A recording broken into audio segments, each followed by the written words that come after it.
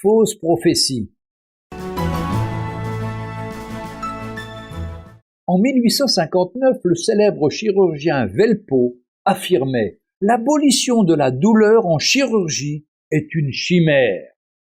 Le couteau et la douleur sont deux mots qui, en chirurgie, doivent être associés pour toujours dans la conscience du patient. En 1878, après une démonstration du phonographe d'Edison, Jean Bouillot, membre de l'Académie des sciences, déclara « Il est tout à fait impossible que les nobles organes de la phonation puissent être remplacés par le métal sans noblesse. » Thomas Edison lui-même dit en 1922 « La manie de la radio passera ». Ferdinand Foch, futur maréchal, affirma en 1911 « Les aéroplanes sont des jouets intéressants, mais sans valeur militaire ». Dans la publication de The Scientific American en 1881, le canal de Panama est désormais chose du passé. La nature en effacera bientôt les traces. Et en 1909, la voiture automobile a bientôt atteint les limites de son développement.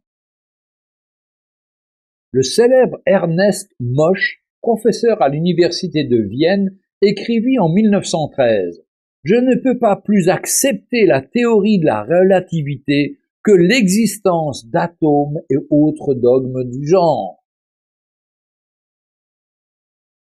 Lee Forrest, un des génies de l'électronique, disait en 1957 « L'homme n'atteindra jamais la Lune, quels que soient les progrès scientifiques à venir. » Tout le monde peut se tromper, dira-t-on, mais pas la parole de Dieu. Elle a annoncé bien des événements qui se sont accomplis, tels que les prophéties bibliques les annonçaient.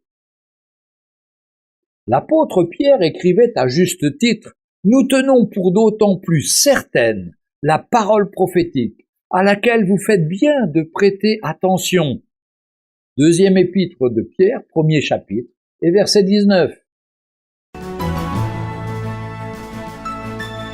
Retrouvez Un jour une histoire sur www.365histoire.com.